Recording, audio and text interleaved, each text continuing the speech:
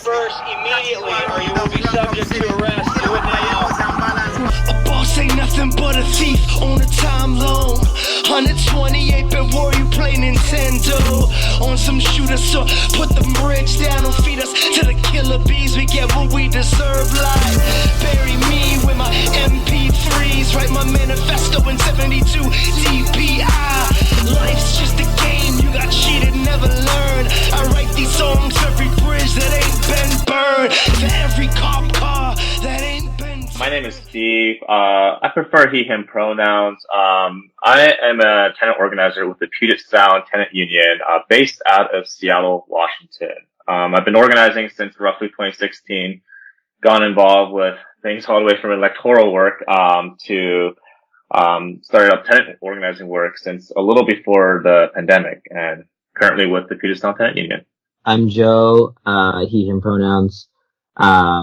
Also been involved just as a tenant organizer with the Puget Sound Tenants Union, since about the beginning of 2021. Before that was doing a little bit of tenant organizing, just kind of with a group of friends.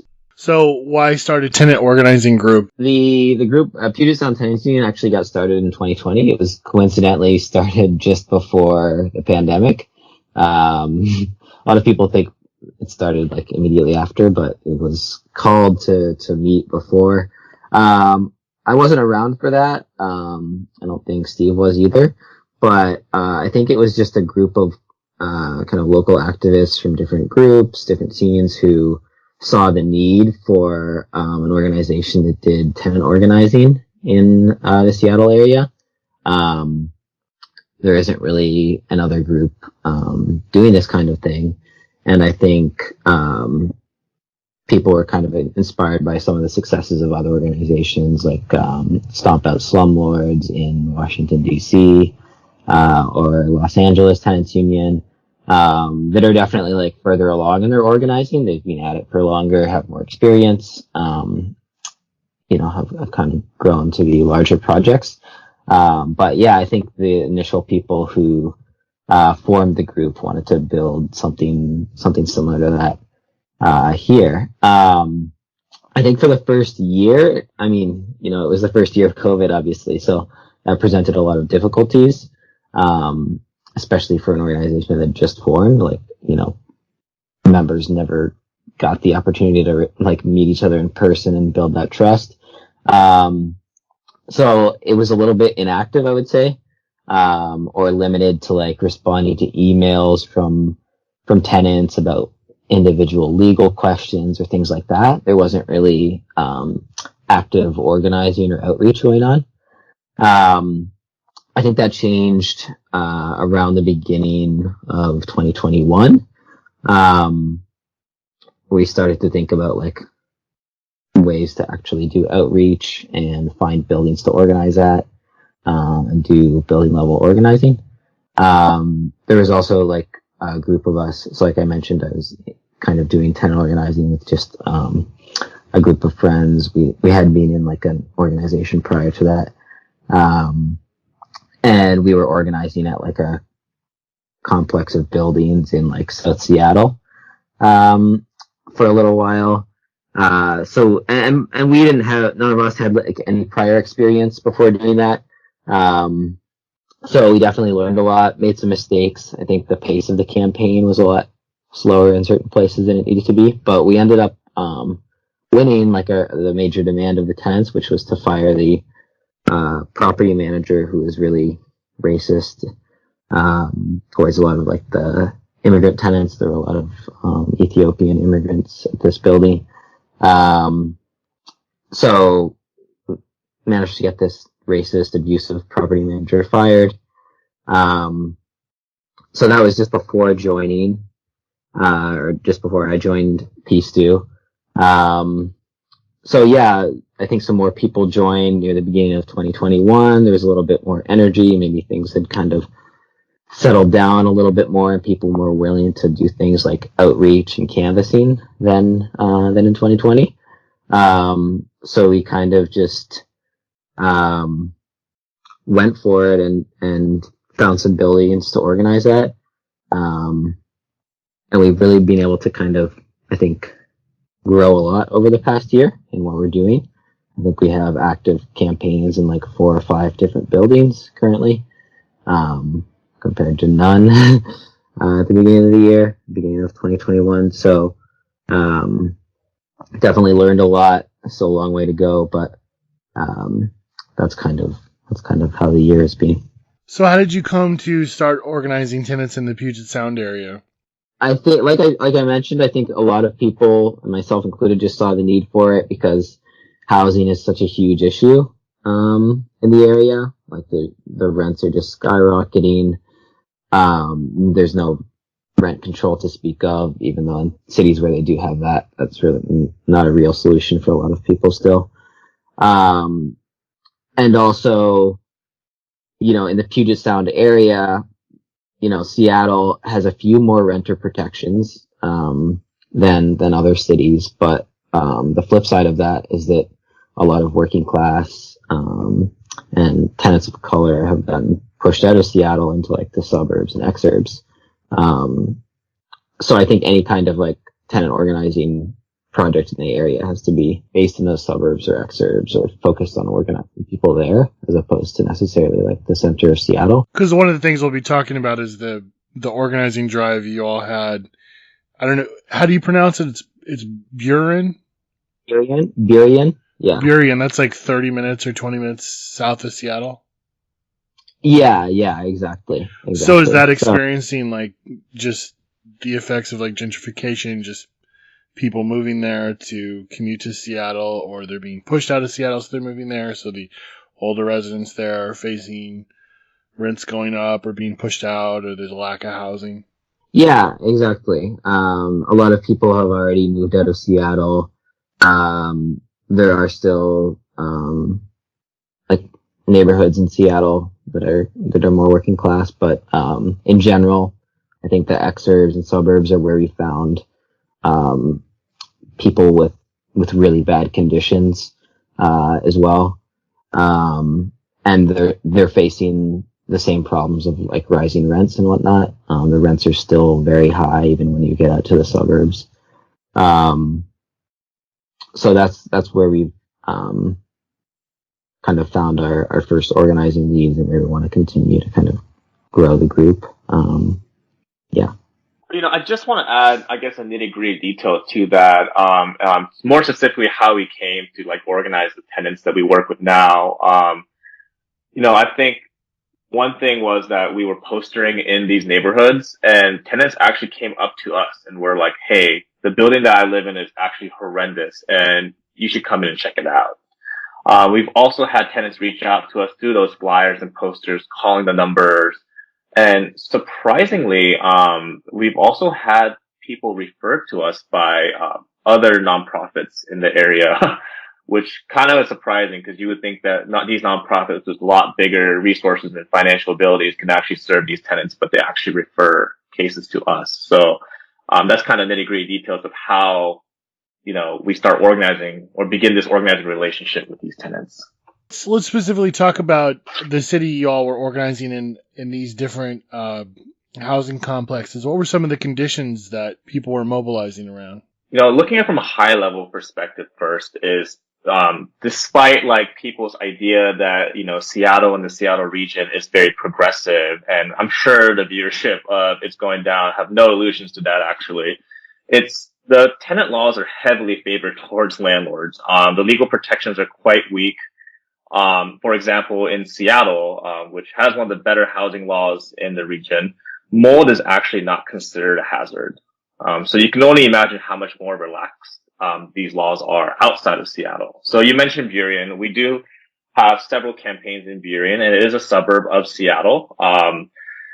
And while it's still under King County, again, there's hardly any legal protections. And so when we look at the typical building, there's an extreme amount of mold, cockroach infestations that aren't treated, repairs that are not made, and dangerous balconies that kind of wiggle. Some of our tenants have likened it to the complex in Florida. They were kind of scared and wondering if there's something we can do about that. Serious black water flooding. So that's sewage water that floods in from the bottom up, because of improper plumbing. random holes in ceilings, most likely due to plumbing issues, and that aren't fixed. And we just had recently a major snowstorm in Seattle, that just, weighed heavily on these roofs, expanded joints, and just water dripping down from the ceilings into our tenants' apartments. And, if there's no emergency line for these in the properties that we're organizing at. And so the tenants were like, well, what do we do? So they kind of reached out to each other to figure out how to solve these things. But ultimately, these are pretty horrific conditions. And, despite the illusions of progressivism in this area, there's nothing that's really being done about it at the city or county level. Steve and I have been working on the same kind of building campaign for a little while. So yeah, the problems he just rattled off are all there. One thing that stands out to me is like the neighboring building actually, which we can talk about more later. It's managed by the same company. The elevators break down very frequently and for long periods of time. And there are disabled tenants who live there who end up stranded outside of their apartments. They have to go get a hotel or basically trapped inside their apartments, for days at a time. So that's a pretty shocking thing. Other buildings have different problems, but I wanted to just ask you on the subject of mold, why is it that this is a recurring problem that landlords refuse to fix, or they drag their feet in fixing, or this just continually shows up?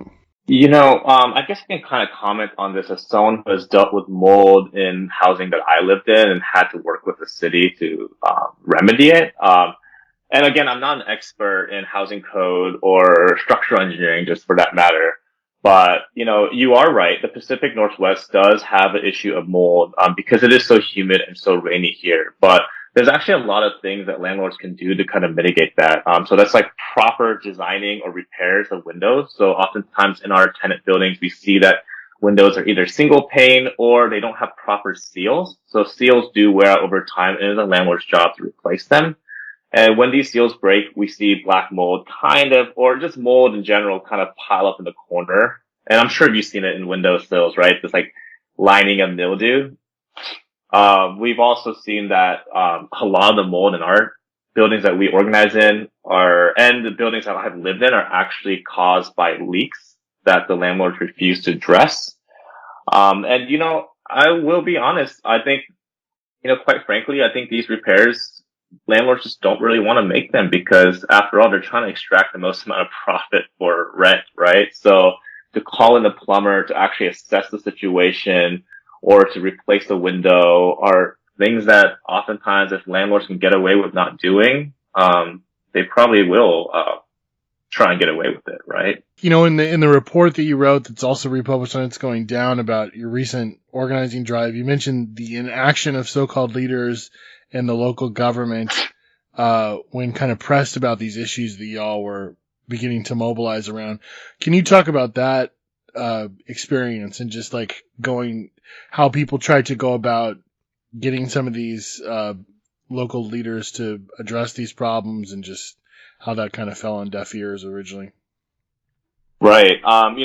It's very important to recognize that, again, a lot of these governments and local leaders are more aligned with the landlord class than they are with renters, right? And, one of the more funny, it's definitely not funny, but it's kind of in your face, shocking, but not so shocking meeting that we had with one of the city inspectors, which a tenant organized actually, because the tenant wanted to reach out to the city inspectors and be like, hey, look at these horrid conditions here.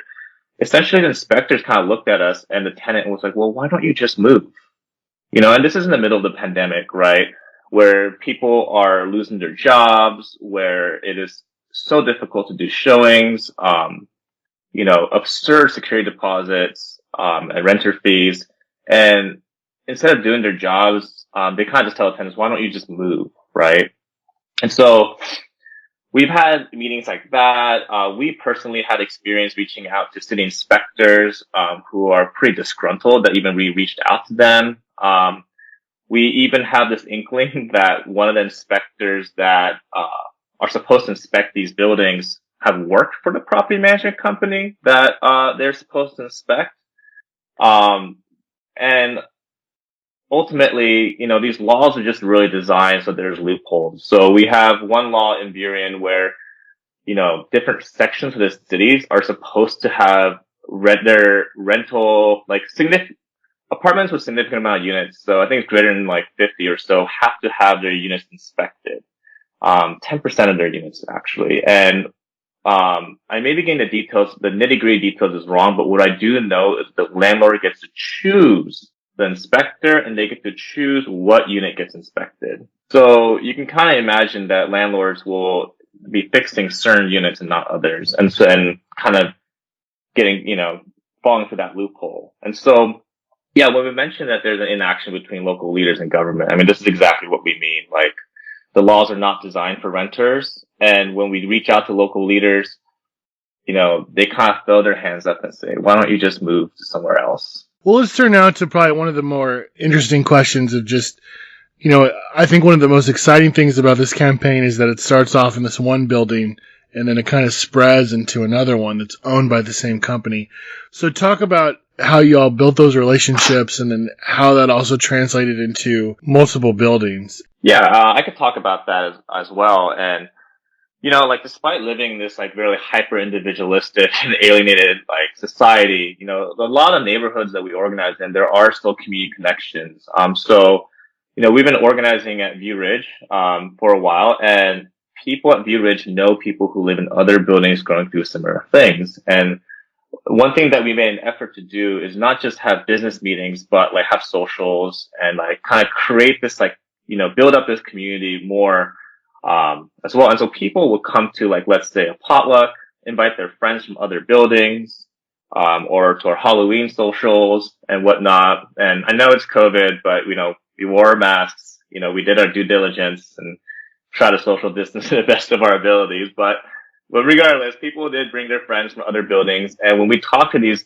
tenants from other buildings, we find out that they either have the same property management company, or if they don't, we can maybe work with that tenant there to start up something there. But yeah, the different buildings that came together in this campaign, the one that's written up, we had a tenant who knew a tenant at the current building, at the main building we organized in, and they invited that tenant to a social, and then we kind of kicked it off from there. And then from there on, we kind of realized, wow, this is a systemic problem among this property management company. So we sent some of our canvassers and other tenants to kind of canvass at other buildings and ask them, what their experience living at these properties were going, and kind of build up from there. Yeah, and just to jump in here, I would say, it doesn't have to start out being super well coordinated between buildings. I think just kind of what we did, which was just having this one person from another building drop in on a social one time, and then we stayed in communication with them. We organized canvases with them and helped them kind of get started at their building. I think that can be really good. And also they can come, they're coming in and seeing what the organizing looks like part way through the process, and that might help them kind of keep motivated and start something up in their building. So I think that's what worked for us. You can start small. You can start by just trying to make a connection with one tenant in a different building and bringing them through to campaign actions and things like that. And then they'll take some of that back. So let's talk about some of the actions that were organized in response. Yeah, sure. So pretty quickly after we started talking to people at View Ridge, it became clear there was a set of problems that were pretty common between tenants, pretty serious plumbing issues, black mold, unsafe balconies, this kind of thing, lack of an emergency line. That was a thing that people brought up. So we helped tenants draft up a petition and gather signatures on it. Got I think around 70 signatures, and a super majority of the units at the complex. And we ended up delivering it to the on-site property manager in person. I say on-site property manager, but, they were rarely there. So what we did was made an appointment, or had, one of our friends make an appointment for a apartment viewing. And then, managed to bring out tenants to that and surprise them. So that was a good action. We really sent a strong message with like the number of tenants who were there and the number of signatures we had. Their response to that was basically like, hey, we're abiding by the law. If you have a problem, submit an individual maintenance request. That was it. After that, we decided to kind of call their bluff a little bit, and so we made this like simple form with like unit number, description of problems, and signature. And we just took that around and started gathering people's individual problems. And we ended up doing a couple rounds of that where we gathered these individual complaint forms together and then like turned them in together, turned them in collectively. Some people started getting their problems fixed. I'd say the less severe problems, things like appliance failures, like, well, it's still a big problem when your stove doesn't work. But some of those changes got made. A lot of the people with more serious problems, like plumbing issues or leaks, or the mold problems, didn't really get addressed at all. So there was still a lot of agitation among tenants. And so from the and along the way in this process, we were doing things like having socials, like we had a potluck, kind of a celebration after the petition delivery and things like that. So we had that going on. The next thing we decided to do as kind of an escalation, and I would say this is about 4 or 5 months into the campaign, we decided to do a protest at their office, at the property management company's office. And by this time we had made contact with tenants in this other building that was just across the street that's also managed by the same company. And they had been meeting for, I think, 1 to 2 months and run their own petition delivery with their own demands for their building. So the protest made sense both for View Ridge tenants and also for people from the building across the street, because they had just turned in their petition and wanted to kind of turn up the heat there as well. And actually, in that building, they ended up getting a somewhat more conciliatory response from the landlord to the petition. Like they did promise to make some of the changes. A lot of the things still haven't been fixed, and there's still a lot of major problems. So people were still ready to go ahead with the protest, and we're still pissed off. So the protest is what I think is written up in like the blog post we have on our site. We went down, kind of organized carpools down to their to Tecton's regional headquarters, or just their headquarters, I guess, because it's their only office. It's about 30 minutes away from the buildings we were organizing at. And I think it was a really good action. Like, it was the first protest we'd done as an organization, as Puget Sound Tenants Union. I think it went really well, and tenants were energized by it, and I think we also learned a lot from it for next time. So those are kind of the major actions we've had so far. What was the outcome of the actions, and tell us where the campaign is at right now?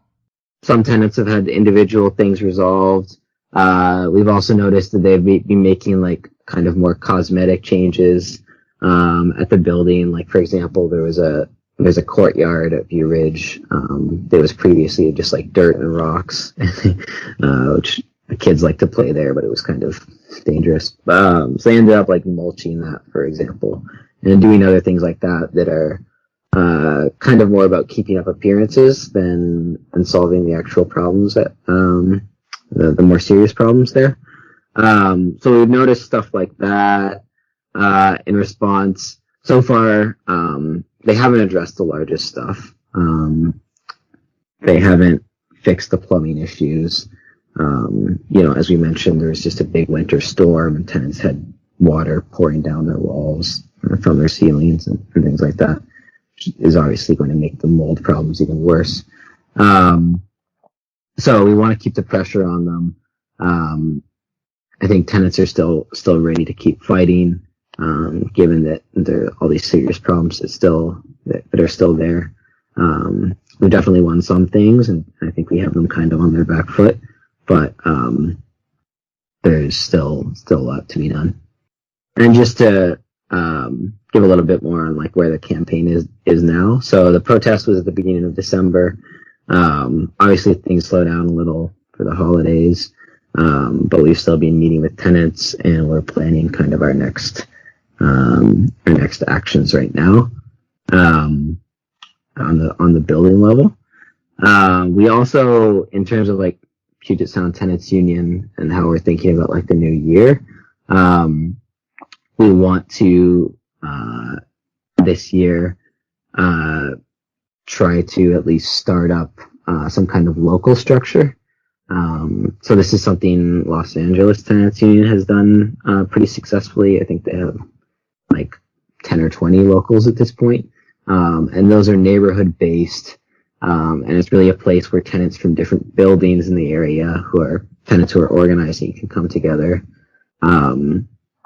socialize, talk about their organizing, share victories, share defeats, things like that. And I think that's a really good way to avoid people feeling isolated, because especially, I think with campaigns that go on for months and months, sometimes even the more active people in our campaign can feel discouraged, right? And feel like, I'm involved, but my neighbor is unwilling to do more than like come out to an action every once in a while or something like that, right? So I think the creating a local could help a lot with that, and help us kind of build more of a community and an organization at a local level. And I think we're well positioned to do it because the buildings we're organizing at are already kind of concentrated.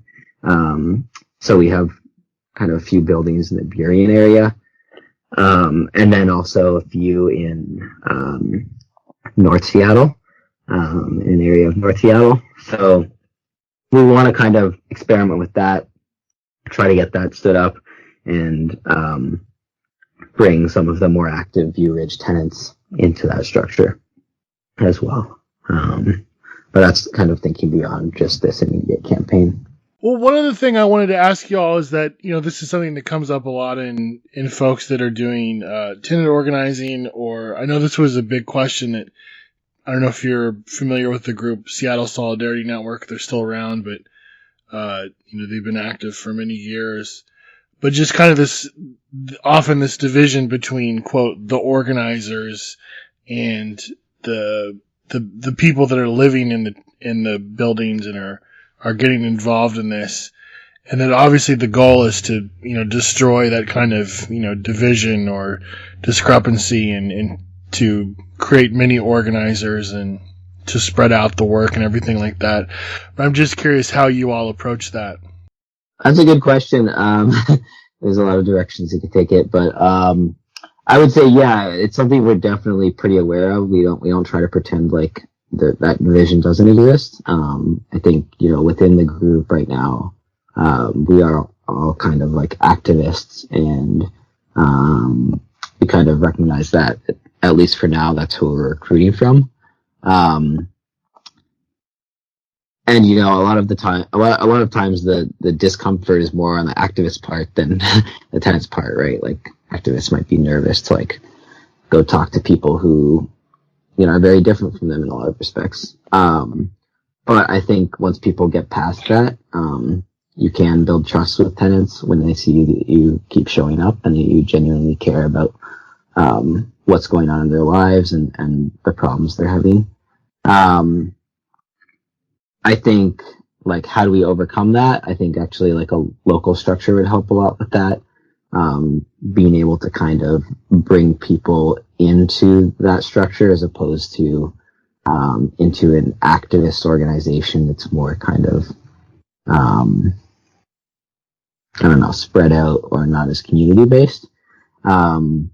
So that's where I think that can help a lot.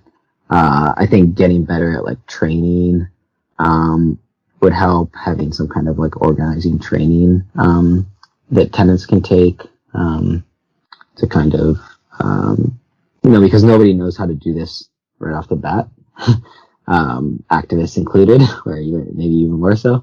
So having some kind of like system for bringing people into a local, for getting people to help out with things like even tabling, right? Like we have a tenant at View Ridge who's offered to come help us table outside like a laundromat nearby, and talk to people there. So I think it can start out with small things like that. And gradually we definitely want to move to a place where we're not just, a group composed of activists, but have organizers who are tenants too and have been trained up, Steve, I don't know if you have any more thoughts about it. Yeah, I mean, one thing I could add is that, like, the interesting aspect of our campaign so far is that it's not really a service model where we kind of do all the quote unquote organizing work for the tenants. I find that, like, when we're doing a canvas, like, we would all split up, or they would help us translate, or they would take the lead. And so the work is really divided, pretty well among tenants and organizers. And in that distinction, is also very mirrored since these tenants are organizers at this point doing organizing work.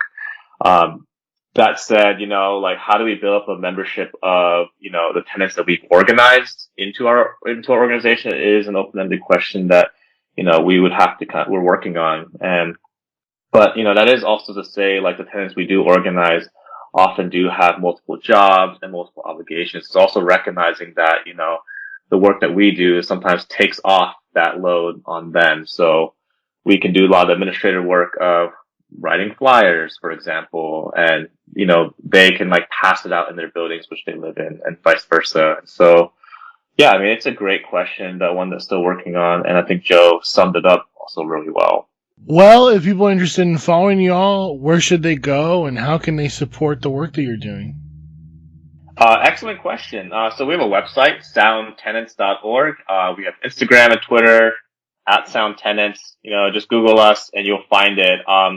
The most important thing we're looking for is the best way to get at these landlords, these slumlords. It's not money. It's not like, paper, flyers, or resources. It's really volunteers. And we are always looking for new volunteers in the Puget Sound area, from all the way from Olympia to, North Seattle, Everett, who knows. And we will train you. You won't be like stuck into a building by yourself.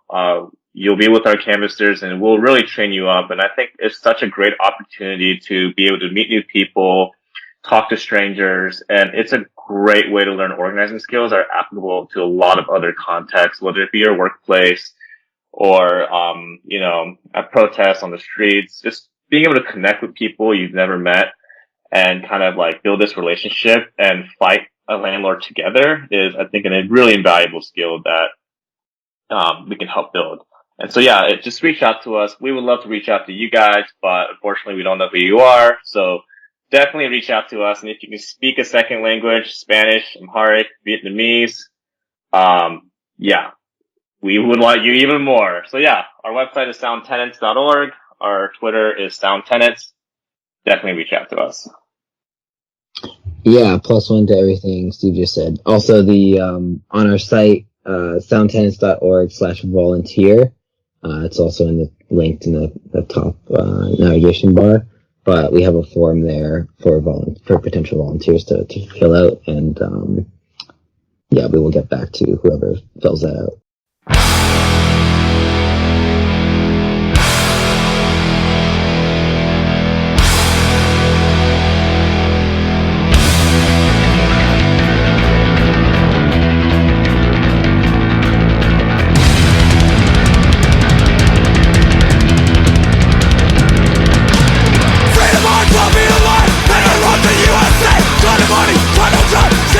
Stay alive! You've got a problem with our living here. Will you never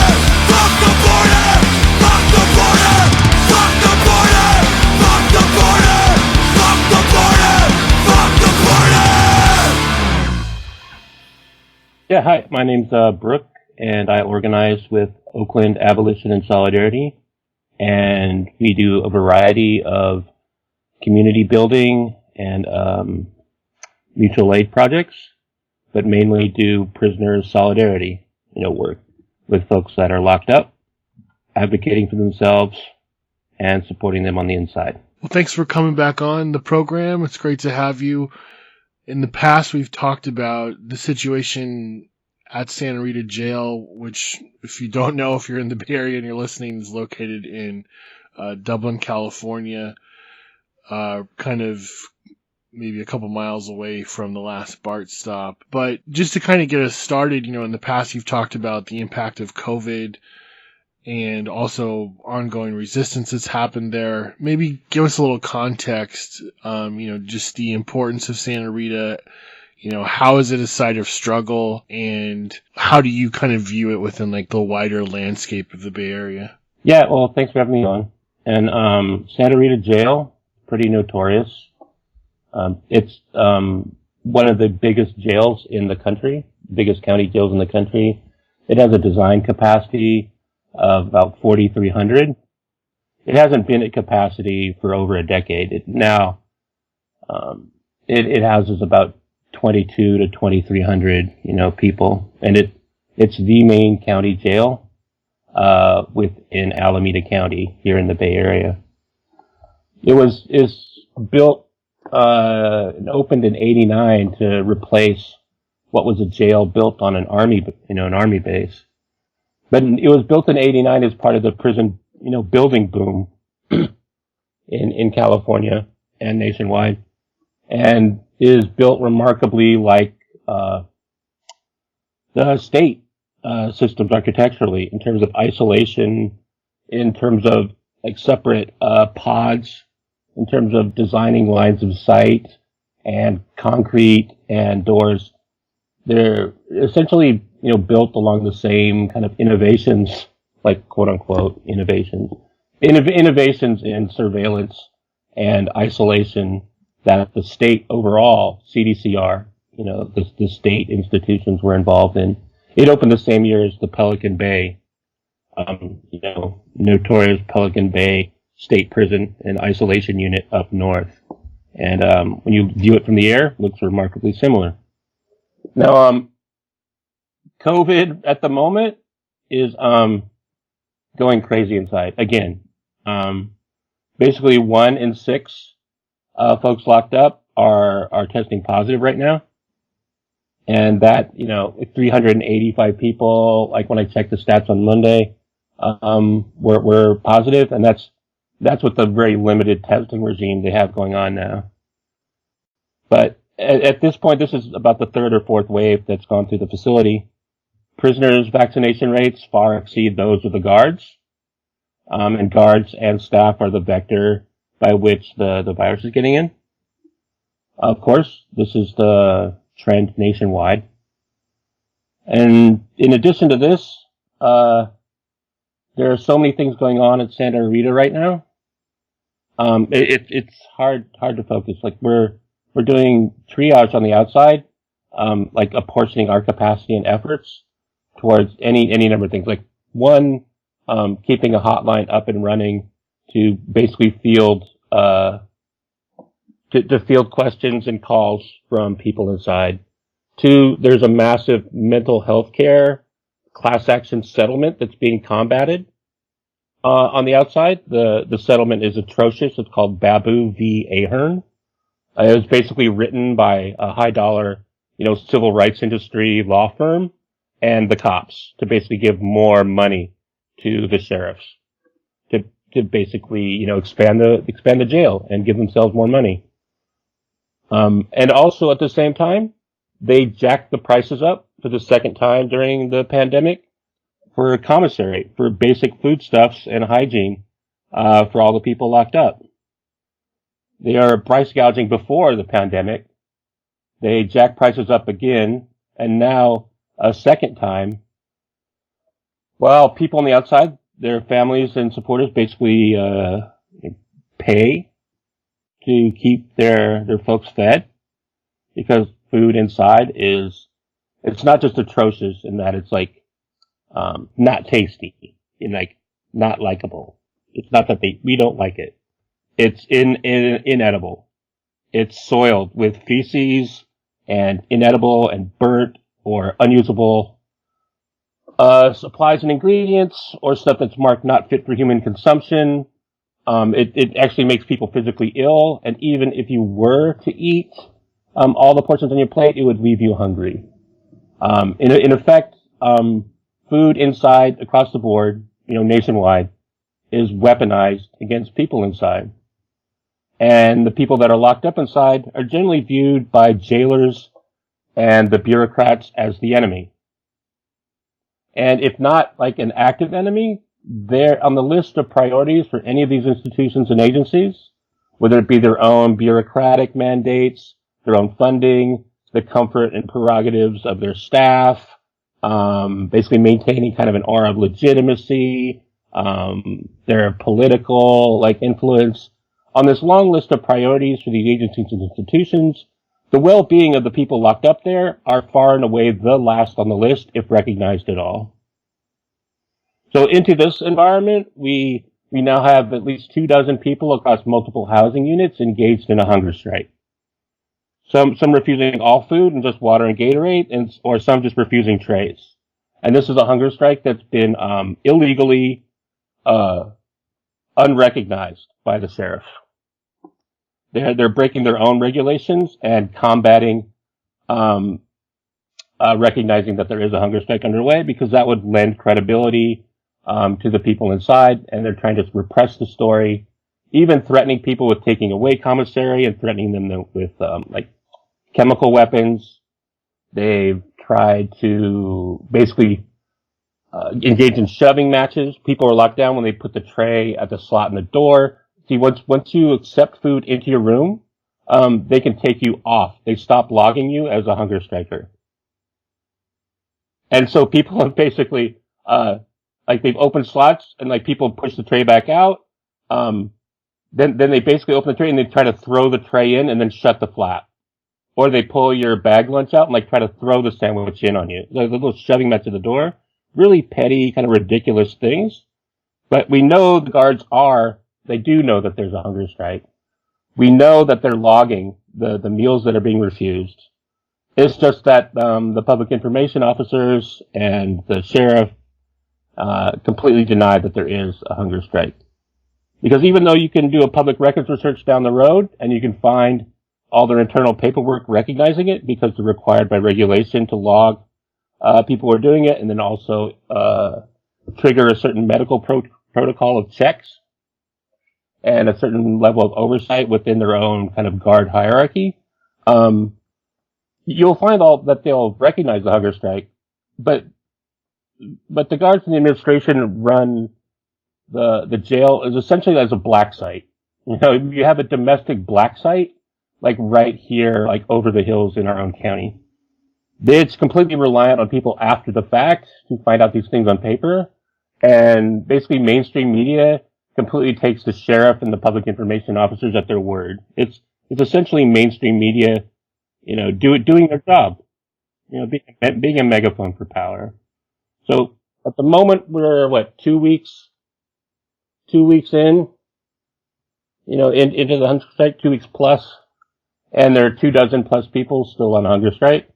And by the time this airs, it'll be even longer. Why is that so important for them that they not even admit in their own system that this is going on? Because throughout the work that you all have done, there's been numerous actions and hunger strikes and other forms of protest. I mean, as you all have said, this is just an ongoing thing, constant throughout the prison system. Why is it so important that they basically stop any reporting on this? This basically has to do with media struggling over legitimacy and also class struggle. Basically, half this country knows what the deal is with getting locked up. And then the other half knows nothing about it. And it's basically the poor, black, brown, and oftentimes disabled, that are locked up and know exactly what the deal is when you get locked up. Nothing that I'm saying in this interview is any surprise to half this country. So they either been through it or they've had a loved one through it. You know, the other half of the country, which is like the middle class and above, is the narrative class, is the middle class, is like the predominantly white. And they're basically the people that count in political struggles. Like they're the ones whose consensus, you know, is sought. They're the ones who basically dictate the terms of mainstream media. They're the ones that are basically marketed to in terms of, you know, general economy. And they're the ones that count in terms of these institutions and agencies of violence maintaining their legitimacy. So in their world, to get something on paper is to basically, it's an instrument by which can be proved that all is not well inside. You know, it's a demonstrable piece of evidence by which you can, that chips away at these agencies and institutions of violence's legitimacy. It constitutes a political crisis if it's actually broadcast and put in the right hands. Also keep in mind, like, as much as the sheriff wants to run the jail like a private fiefdom, you know, and as much as the sheriffs basically operate as a right-wing militia, as much as they wish to maintain that it's a separate little kingdom, like run unto itself where no one can basically look in, as opaque as they want it to be, they are essentially middle management. And whenever disturbances and these things are basically registered on paper, it can be used as evidence of mismanagement. They have to report to their betters and their masters. And the same goes for the Board of Supervisors. It remains to be like a tool by which to like push a political crisis and evidence of mismanagement. And essentially, it also, like at a fundamental level, in terms of just relations of power on a very visceral and even personal level, it affirms a prisoner's voice. It allows them agency. And jails and prisons are explicitly founded, like whether it's not overt, but very implicit in its operation. Agency and voice of those locked up are to be combated and stripped away in every instance. So just by them standing up and taking action on their behalf is anathema. Them to have a voice and actually speak to the outside and cultivate a relationship with the community, which they're actually supposed to be completely isolated and cut off from, you know, is anathema. So at a very basic level, it offends their cop sensibility. You know, we mentioned that hunger strikes are something that have happened, you know, numerous times over the recent history at Santa Rita and beyond. What are some of the things that go into why they succeed and why they fail? Before we were recording, you were talking about how they're actually pretty common, and a lot of times, unfortunately, they don't actually succeed in their goals. Maybe if you can just flesh that out a little more. It all boils down to power. You know, it boils down to the folks inside are essentially the response to people inside organizing. The repression is apocalyptic. Essentially, it is just like everything about your life is regulated. Every single aspect of daily life can be weaponized against you. Access to light, leaving the lights on all the time. Access to medical care, putting you on psychotropic drugs or denying you your medication.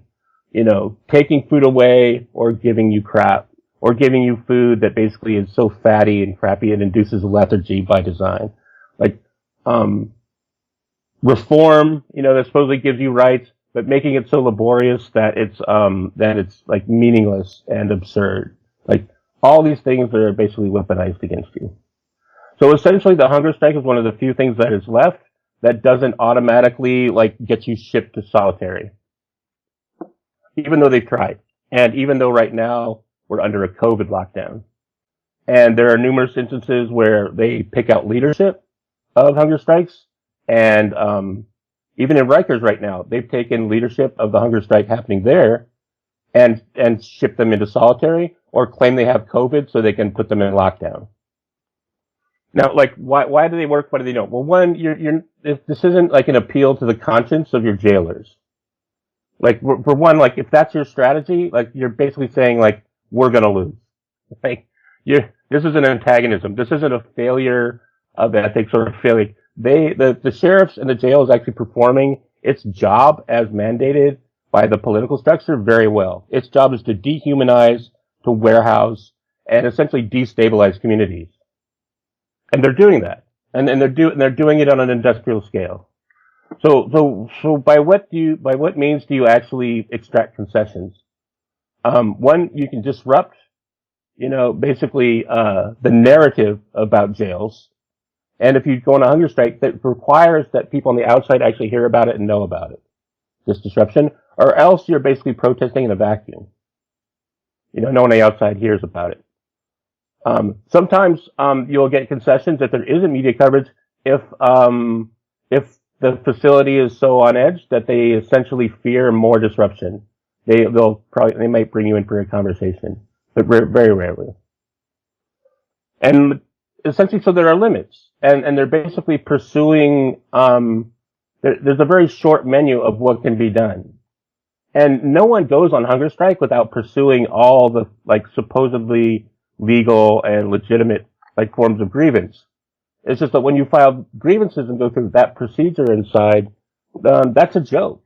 That's a way to keep busy or just kind of delay perhaps a paper trail for a future class action lawsuit, or basically to demonstrate, basically you've gone through these supposed means of redress, inside, and they prove fruitless, doing it as pretext to basically escalate. And grievances essentially are they're basically reviewed en masse and then thrown into the garbage, can. Nothing happens. It's simple. The grievances don't mean anything to jailers, and they barely mean anything to prisoners that actually know what's going on. All that grievances mean is something to liberals on the outside, because essentially the existence of a grievance procedure is needed by these liberals to kind of maintain the illusion that there's redress and a form of dialogue and of oversight within the facilities when there is none. What role can people on the outside play in communities, in support of everybody inside?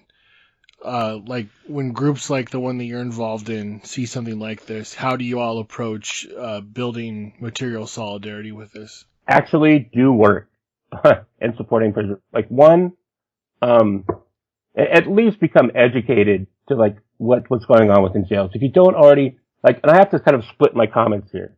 Like, again, to the half that already knows what's up, basically my advice is, and, like, there are people listening to, like, KPFA or this podcast that do come from that class. So let's be real. Like, basically hook up with other people and hook up with your people inside and, like, take action.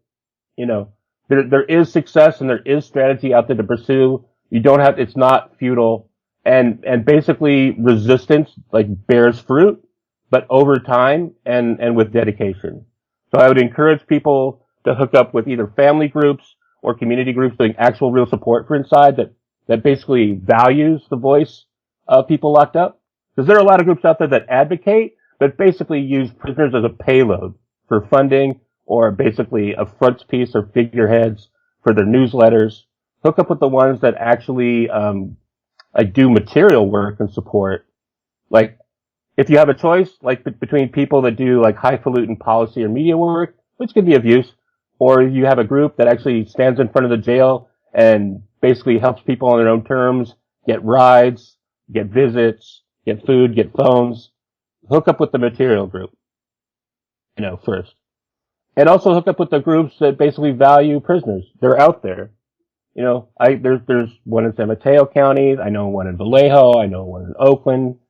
And if you don't, like, hit us up on Twitter. We'll hook you up. To the people that don't know what's up and don't suffer policing and incarceration like we do, like, well, one, respond to the calls for support. You can use social media to tune in,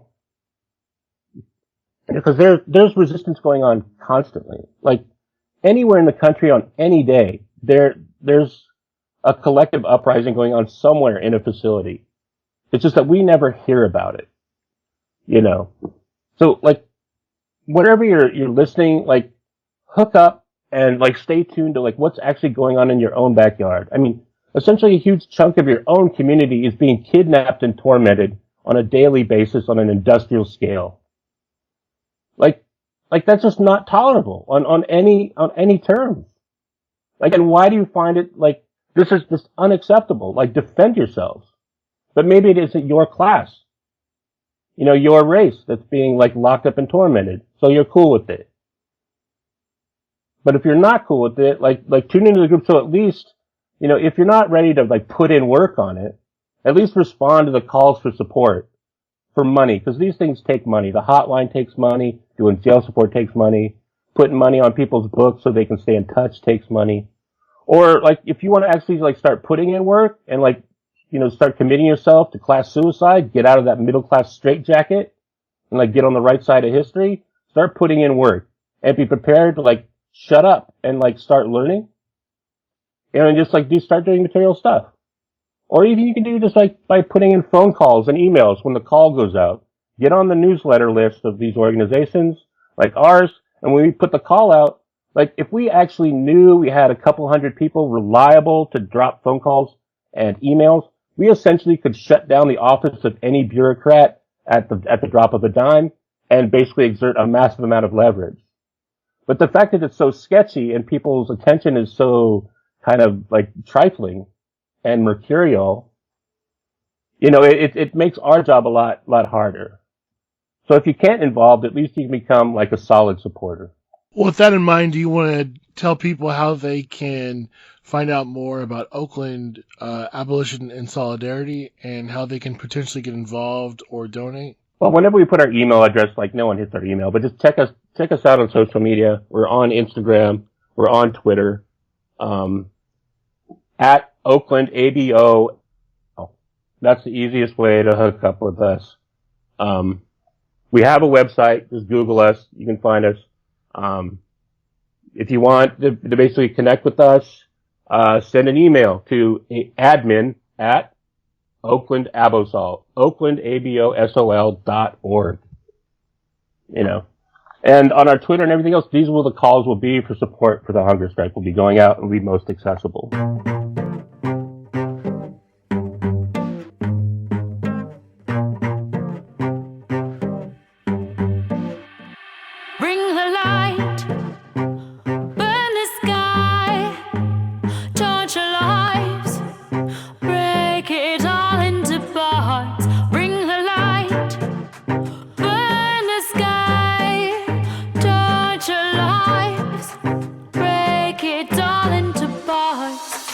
There's no more water left to throw under the bridge. We out here, eye of the storm. Eyes burning out under our lids, staring into my screen like what we gonna do, y'all. I promise this'll be my last Zoom call. I don't know what work is anymore, no need to retire. I'm just taking back what's mine, time, air, and fire. Democrats in office, where's the fuck, so get real. It's 2021, how that boot on your neck feel? Stepping up the century like what we gotta burn next. Throwing band-aids on the game, but what they need's a tourniquet. Their world is murderous, their world is man in despair. And stolen lands where freedom's just a word yet. All bets are not yet off. You pledge Wall Street, this one goes for throwing it off. What a world they say, but can't call it. You ain't seen a damn thing until we ballin' with no wallets. Burn the sky, torch your lives, break it all into parts. Bring the light, burn the sky, torch your lives, break it all into parts. Bring the light, burn the sky, torch your lives, break it all into parts. Bring the Verse light. 2, really, what's left to say? I've seen wins and felt losses. A lot of joy, some pain, some shit can't be explained. Sometimes it lines up, sometimes we've had enough and the whole city lights up. Fires do not stay lit, that's physics. On Turtle Island, natives burn the land to prepare it. Recognize ecology and nature. We are just worker ants cutting leaves to pull down the skyscrapers. Fuck a beat, scream the thieves down a cappella. Home of the earth, don't need no golden umbrella. Let them fall, licorice is every last imposter. We want more than working for rent and ballot boxes. It's either hell or you front of us, our backs to the nation. What the fuck are they yelling? All power to Bring the light, the imagination. burn the sky, torture lives, break it all into parts. Bring the light, burn the sky, torture lives, break it all into parts. Bring the light, burn the sky, torture lives, break it all into parts. Bring the light. Okay, we're back for another week. We are joined today with a very special guest. You want to introduce yourself real quick? Hi there. My name is Lee Shevek. I run the Twitter account Butch Anarchy, where I basically try to develop and share accessible political analysis, as well as try to communicate some basic theory in a way that is understandable for people who are maybe new to it. Thanks for having me on. Yeah, for sure. You've just been killing it with that account. I mean, I'm sure we could talk about the highs and lows of social media till the cows come home. But I mean, you just constantly are putting out like threads that go really far, that hit really good points. Thank you. I appreciate it. Yeah, highs and lows is right, but it's definitely an interesting project that I'm glad to be doing right now. Yeah, one of the things I think that was really poignant that you put out recently was just, this is in regards to the COVID pandemic. You wrote, we live in a time where the system is normalizing mass death, especially against disabled people. And yet this is a virus that's like literally creating a new generation of people that have chronic illness and are disabled by this disease, and just the implications of that. I thought that was really on point. I think, it's an interesting thing to see the way that the administration right now is talking about the pandemic, and specifically around the constantly new variants that we have to deal with, and it being right now it's like the narrative is that it's mild, and there's even people who are basically the rhetoric is encouraging people almost to just go ahead and get infected. And without even nodding to the fact that that many people are long-term disabled from getting the virus. And and I think that that's kind of part of what a lot of disabled people in general experience in the United States is this devaluing of their lives. And I think that it goes really hand in hand with also the state's desire to devalue disabled lives and then preemptively do so in the pandemic, because there are going to be a lot more people. There already are a lot more people who are disabled and who are going to have a hard time being recognized as such by the state because of this rhetoric, I think. Well, with that kind of context, today we're going to be talking about an article that came out in The Hill about Americans not looking favorably upon either political party. And we're also going to be talking about the Biden administration's funding of police and prisons and just kind of what that means. New numbers have come out in terms of the amount of people that died in 2021 at the hands of the police. We're also going to be talking about how money for prisons has expanded under Biden, and just kind of making some points off that. But just to get us started, we're going to turn towards this article that was in The Hill that looks at a survey that was conducted a couple days ago about both political parties. And it talks about how both are seen negatively by a large amount of Americans. It says, according to the poll, 44% of participants, this is out of 100, quote, adults, I don't know exactly how they define that, said they viewed the Republican Party negatively. This is compared to 48% said they viewed the Democrat Party negatively. So what are your all takeaway on this? I know we've recently been talking about the midterms, everything coming up. What does this all mean? I think to start, I think it makes a lot of sense to point out that in polling, Americans have been pretty dissatisfied for a long time.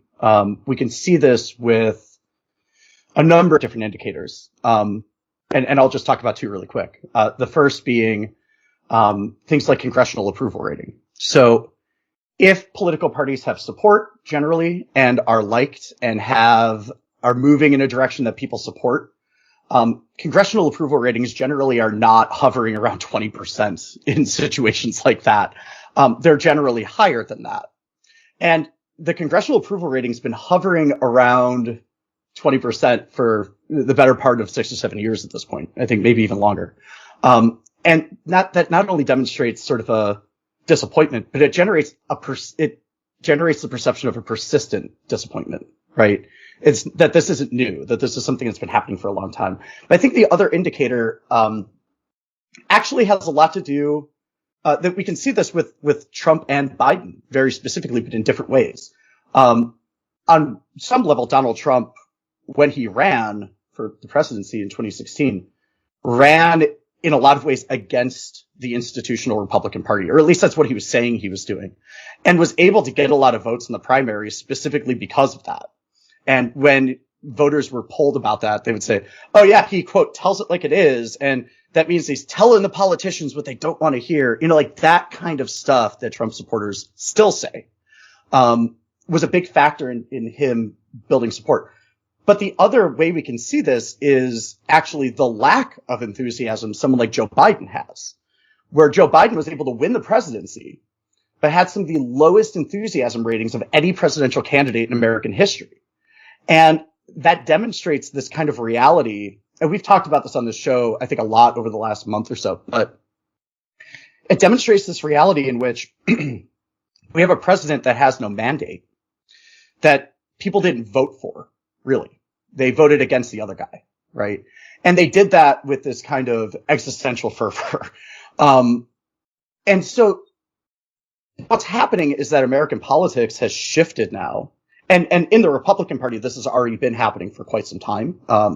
I would mark this as starting with the sort of incorporation of the religious right into the Republican Party in the kind of lead up to Reagan being president.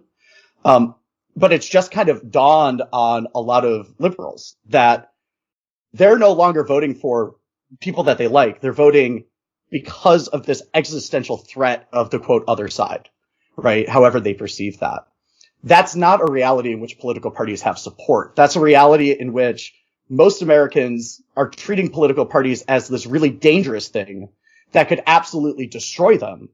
And that all they're doing is engaging in these acts of harm reduction by voting for the other people, right? That's a really different reality than the one that's often presented to us in political punditry, for sure.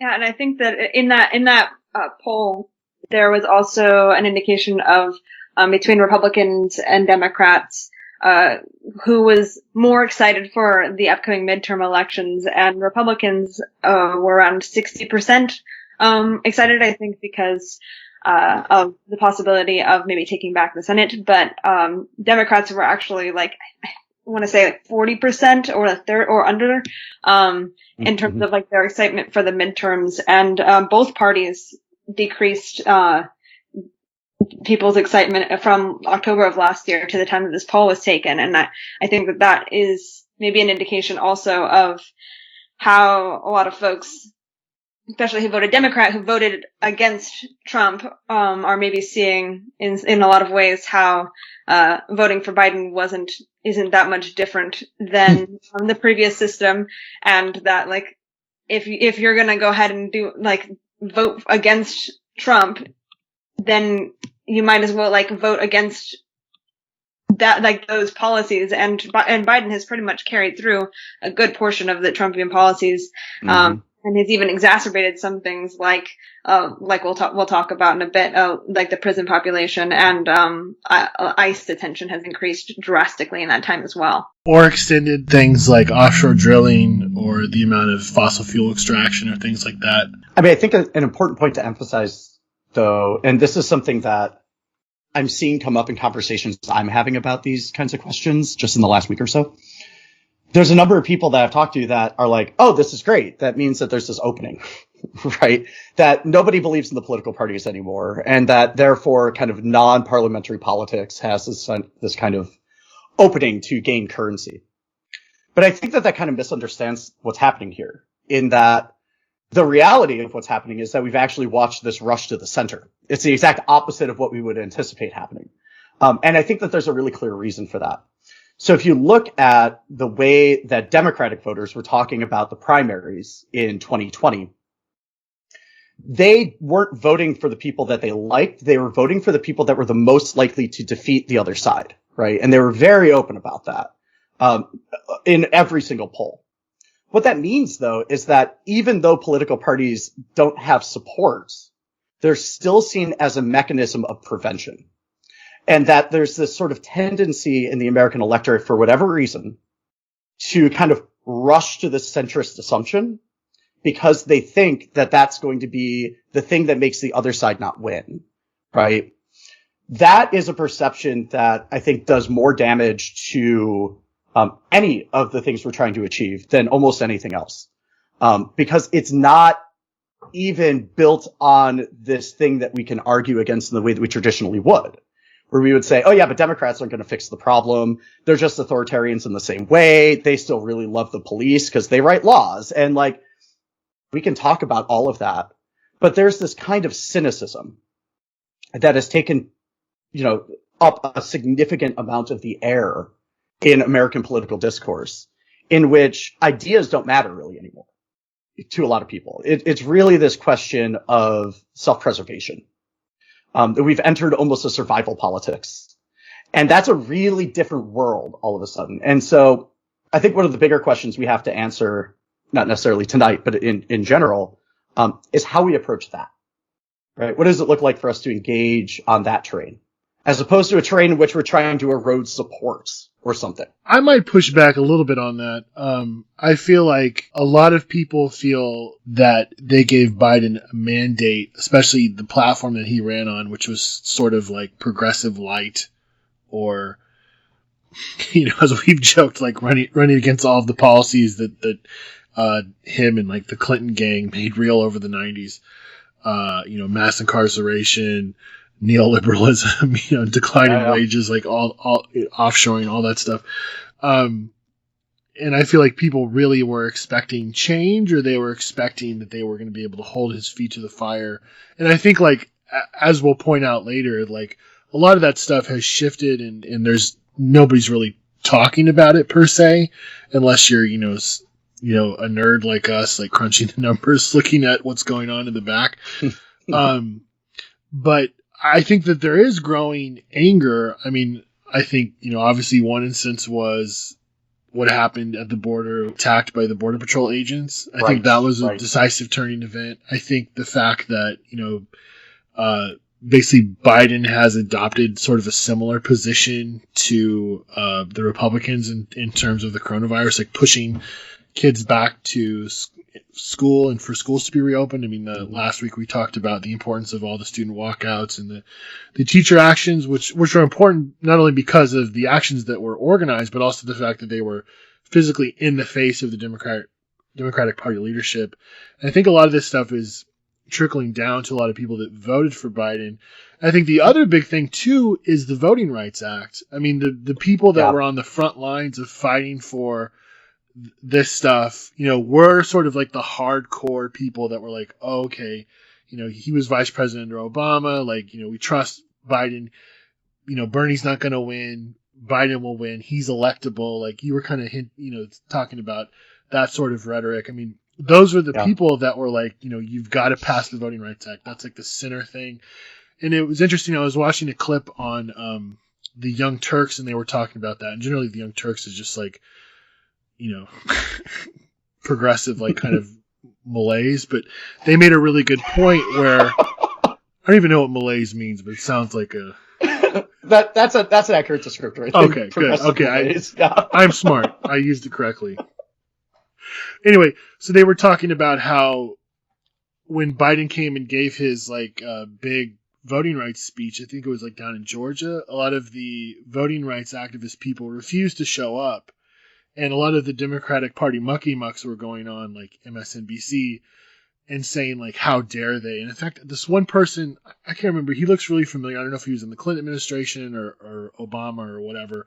But he was basically saying, like, they should have been there and that they should basically know their role and they should be out organizing people to protest and working with Biden, as opposed to basically, like, trying to wave the naughty finger like he's messing up. And he tried to use an example of MLK, saying MLK did not hold like the Democratic president administration's feet to the fire, which is totally not true. And in fact, I mean, you could also bring into the fact that there were massive riots going on that pushed certain legislation forward that had nothing to do with Martin Luther King. But again, my point is that I think a lot of people are really dissatisfied now with the Biden administration. So if that's the case, I mean, their argument about, well, we've got to like kind of march through the institutions kind of flies out the window. So the question is like, what else is there? Well, what else is left is mass action. Like point of tension, because I think that like both aspects of what y'all are saying around that there is like this, in one aspect, general move towards like centrism and self-preservation and this idea of like personal survival. And on the other, there's like this recognition that like, no, these systems are not working for us. They're not meant to be working for us. And there's a lot of folks who are also like taking the organizing that they've been doing like within electoral politics and up into this point and driving it away from that in like in a different direction than that. And I think that it's what I'm reading about the situation in general is that a lot of people are definitely disenchanted with the electoral system, to say the least. And it's kind of like a,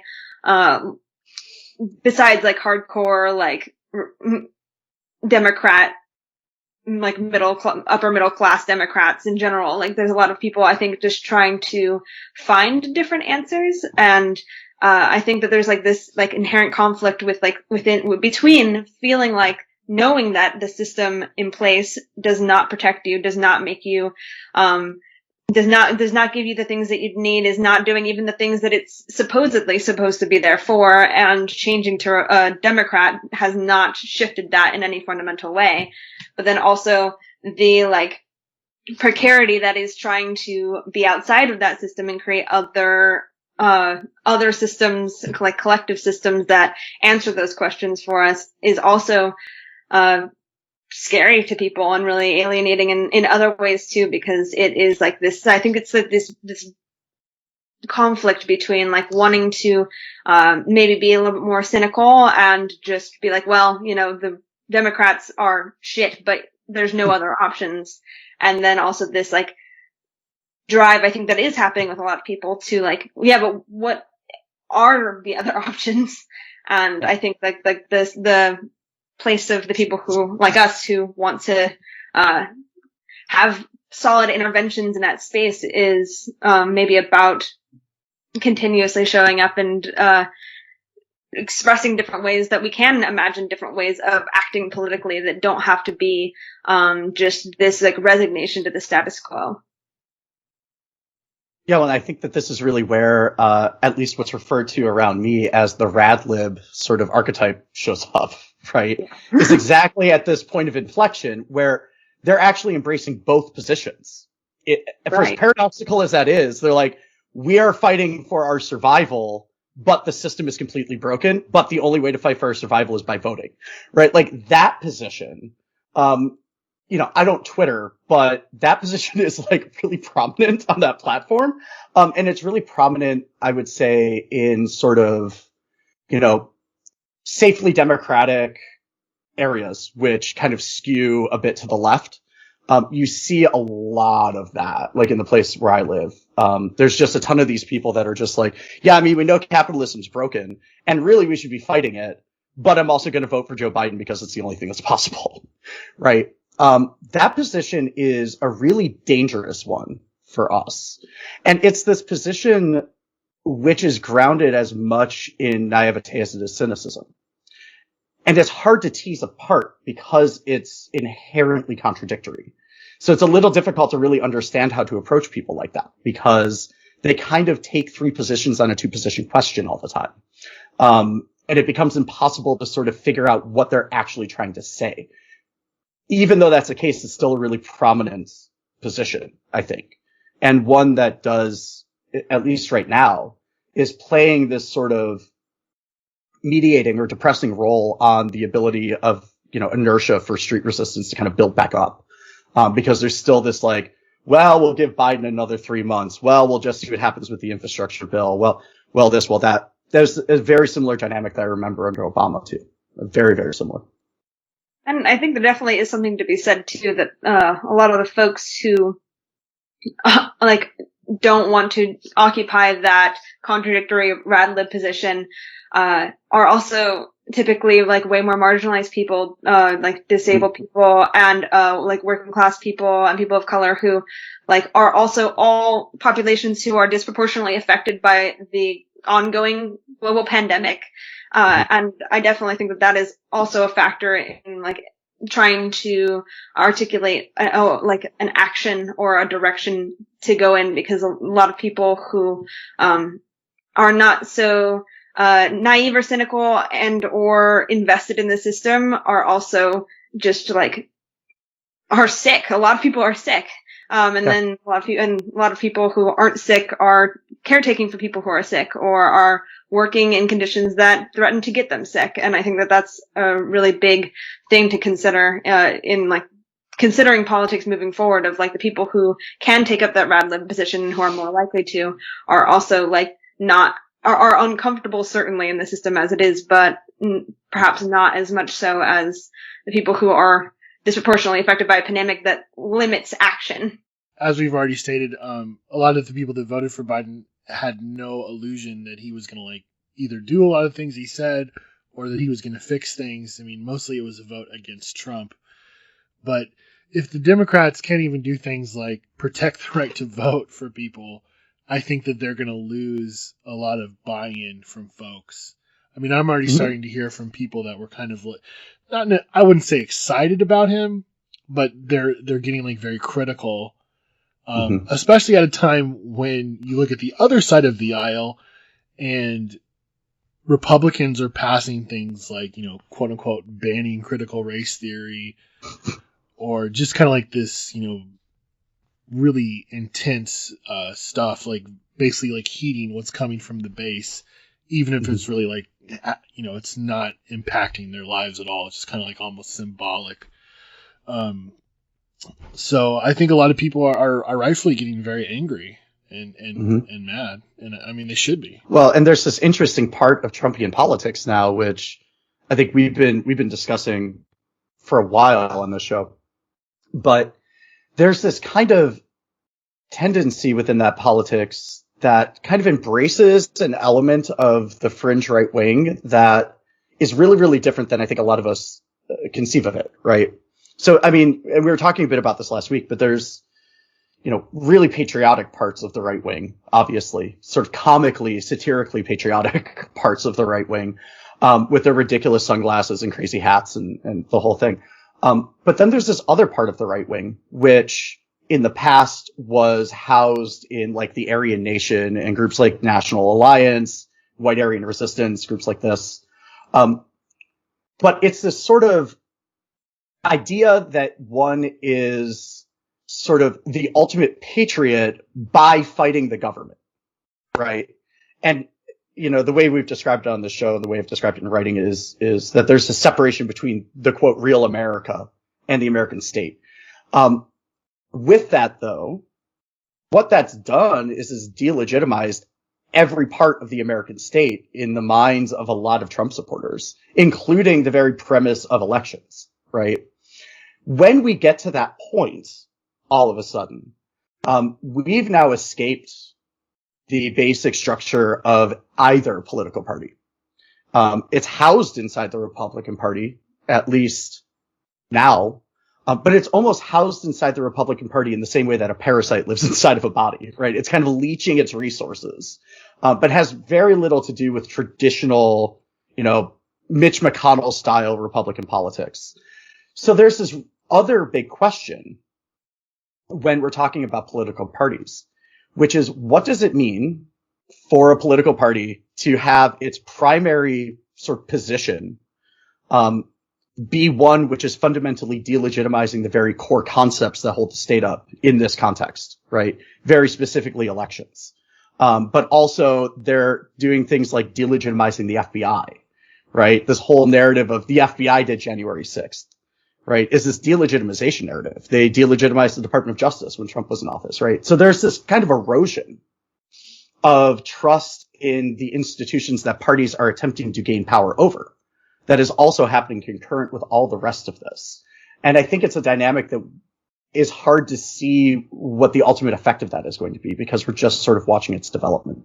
Okay, well, with that in mind, we're going to go on to the next thing, which is talking about both how funding for prisons has expanded, but also in the last year, the numbers are out, and actually more people have been killed by police in 2021 than they were in 2020.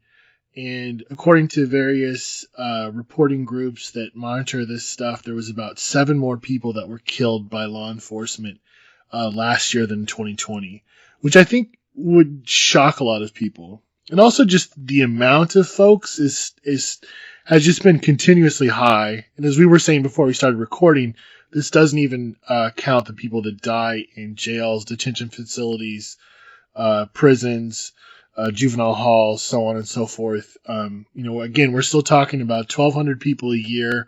On average, that's about 3 or 3.5 people per day. Vast majority of these are coming from interactions with law enforcement that involve like traffic stops. They involve calls, often by family members or community members around mental health crises. So largely nonviolent incidents in which law enforcement are coming into contact with members of the public, and it results in somebody being shot and killed by the police. And I just want to reference an article we put out a couple years ago that was based on the same set of data. I think it came out in like 2018 or 2019. But what it was looking at when we wrote it was the amount of people that are not killed by the police but are shot and wounded somehow, and they live through the experience. And that number is even higher, of course, than the amount of people that die. So what this means is that, there are potentially vast amount more people that could end up in this category being killed, but the police just have bad aim, or, the person survives or something. But that means that the amount of impacted people by this state violence is even much larger than these 3 people per day. And of course, this is concentrated in specific communities. As this report breaks down, the vast majority, the numbers are much higher in Black and brown, working class, and poor communities. Yeah, I guess I can go. So, I don't know why people are surprised by this information, right? Like, we were talking about these statistics at the same time that we were talking about how we're actually watching a rise in the prison population happening again under Biden, and a notable one, right? Like a sizable increase. And some of the reactions to those kinds of numbers have been, and I'm talking reactions amongst political pundits, right, have been for some reason surprise. They like to forget, even though they all, like so many of them wrote articles about this during the Democratic primaries in 2020. Now they seem to forget that Joe Biden was one of the primary authors of the 94 crime bill, right? And the 94 crime bill established the foundations for mandatory minimum sentencing, right? It was after that we saw this like massive explosion in nonviolent drug offenders going into federal prison, because now all of a sudden, small amounts of drugs would lead to mandatory federal prison sentences. So this is a guy who is, largely responsible, or at least largely culpable in the growth of the world's largest prison system. And I think that this is a thing, Americans throw out all the time, this like, oh, there's over 2 million people in prison, blah, blah, blah. I think it's over 3 million now. But very rarely talk about what that means. And what that means is that as far as we are aware, as far as anyone has been able to measure, we have the highest per capita prison population on earth. And no one else is even close. So we talk about how awful places like Russia or Turkey or China are, right, as far as authoritarian regimes. And they are deeply authoritarian places that are deeply, deeply problematic for a lot of reasons. But their prison populations are smaller. The cops don't kill as many people, right? This reality that we live in the U.S., is one of those things that I think feels pretty normative to a lot of us. And it felt really normative to me until, for the first time, a friend of mine from Europe came here. And this was in the mid 2000s, and just remarked on how many cops there were just everywhere all the time, how many cameras there were, how many community service vans they saw drive by, how many holding cells there are in the jails, how big the jails are. Just shock was expressed at all of that. And it was really this moment that kind of shook me out of that normativity. We really need to see how awful this is. And none of that's going to change under the person who is at least significantly responsible for creating the conditions that made it that way. You're listening to It's Going Down, part of the Channel Zero Anarchist Podcast Network. Follow us online at itsgoingdown.org and on Twitter at IGD_news. If you like and appreciate this podcast, go to itsgoingdown.org/shop and give us a one-time donation. Sign up to donate monthly or donate through Bitcoin. Again, that's itsgoingdown.org/shop to support. And now, back to the show. Well, yeah, and specifically with Biden, kind of going off of what you're saying, like he really, during his campaign, he even made a promise to, drastically, I think he even made a promise to try and half, the prison population. And as you said, not only has it increased, but it's increased for the first time, in a decade. It's actually been decreasing, slowly over time since, I think 2012 or 2013. And now it's starting to increase. And, it's really interesting to see kind of the contradictions, within the Biden administration's, public face at the beginning of, both in his campaign and the beginning of his administration. On January 26th of last year, the White House released a statement on their website, that they, are going to decrease incarceration levels. And I think that an important part of that a lot of people saw as, him maybe trying to follow through on that is that there were some, attempts to phase out some aspects of the for-profit system, for-profit private prisons. But incarceration itself has not actually decreased. It's just that private prisons are decreasing. And I think it's kind of a distracting thing for people to, because people think about the private prison industry is the evil thing because it makes money off of, incarceration, as if the government does not do the same thing, and as if also that that is the only reason that people are mass incarcerated, even though we've been an incarceration nation literally since the end of slavery. And Joe Biden himself specifically, like you said, he was the writer of the crime bill, and it's interesting to see the way that his rhetoric around it has shifted just in 1 year, because literally last week, in comparison to that 2021 statement about trying to tackle incarceration, last week he made an address to the U.S. Conference of Mayors saying, we shouldn't be cutting funding for police departments. I proposed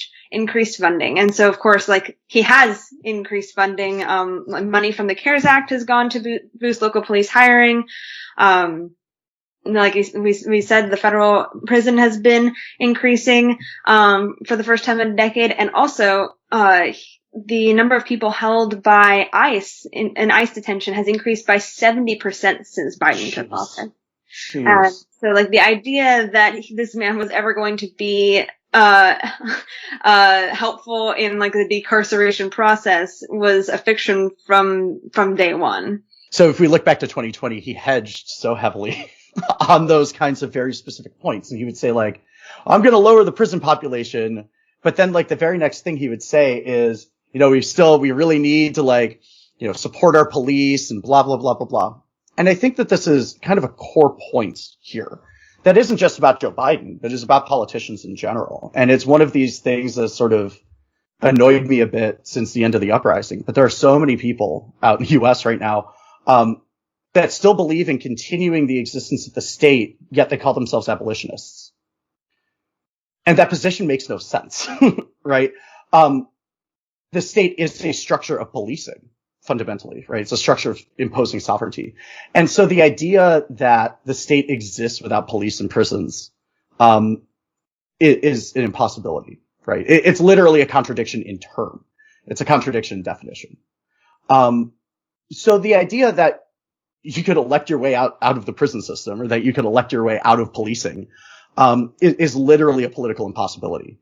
And so then once we come to that place, once we start to understand that, as I put it in the past, every single policy proposal is also a police order. Once we start to see that, the behavior of someone like Joe Biden actually isn't particularly surprising. Did he lie to people? Sure. Yeah, he absolutely did. Right. Or at least creatively presented his position so as not to have to actually articulate what it was. Right. He definitely did that. But why would anyone think it would have been otherwise? Like, I think that this is really the big question. He's literally never deviated from this position. He has always been in favor of increasing the size of the prison system, increasing the number of police, increasing the funding to police, increasing the amount of military weaponry that goes to police. Literally his entire congressional career, he was in support of those things, even when he was just like a, freshman senator. And so there's this kind of sense in which I think a lot of what's happening here is that there's this perception that the Trump years were so bad, that it almost created an amnesia a bit in some of the punditry class and some of the class of people that do political commentary, in which they want to pretend that 2020 is like year zero. It's like we're starting over again, and that we're going to start over again, but we're going to try and achieve the normality of the past, but we're going to forget what the content of that normality was and only fetishize the idea of normality. It's a thing that you see repeated over and over and over and over again in the Washington Post and the New York Times, Financial Times and things like that, is this kind of position that, like, really everything just needs to go back to normal. And then they forget about things like this. Because in reality, what they don't want to admit is that normality before Trump also sucked. Like, it was also really bad, and it also involved a lot of people going to prison and a lot of cops on our streets. It wasn't a difference in kind qualitatively.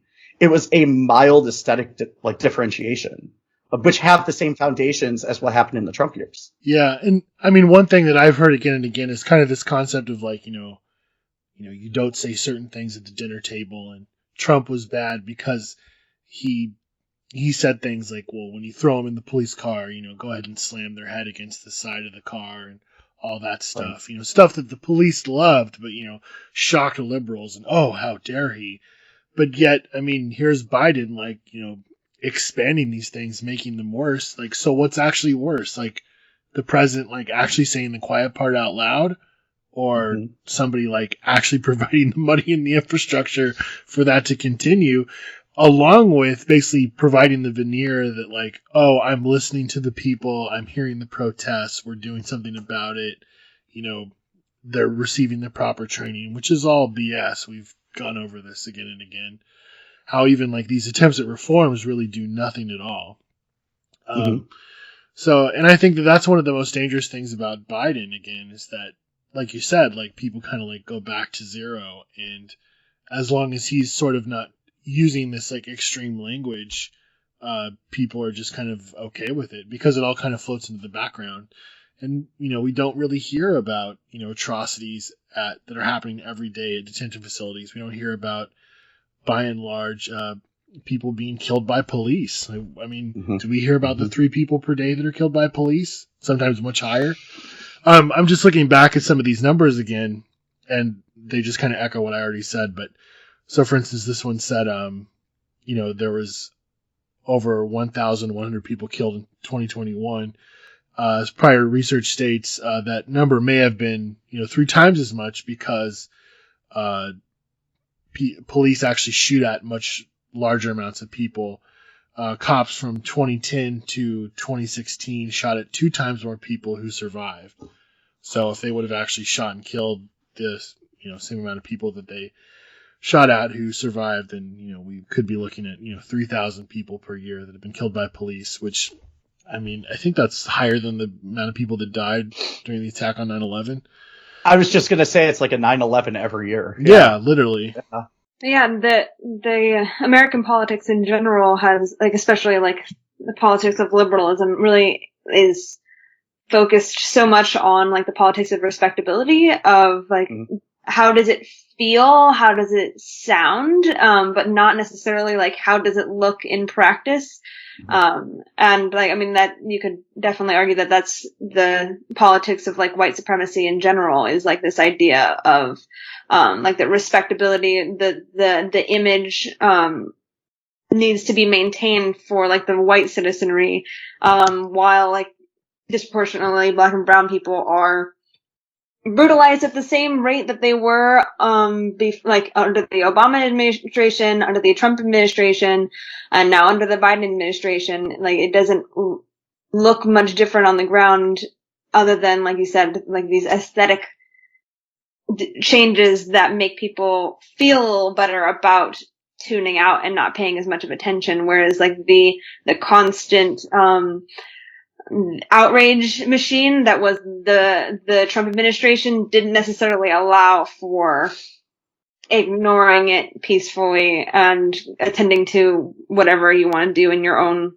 life as much. And especially since the politics in the United States is so much more about kind of opposing sports teams and kind of throwing in on your side and then looking in the direction when they do the exact same thing. It makes sense that this is all happening under the Biden administration. I don't really know how it could have happened any differently, to be honest.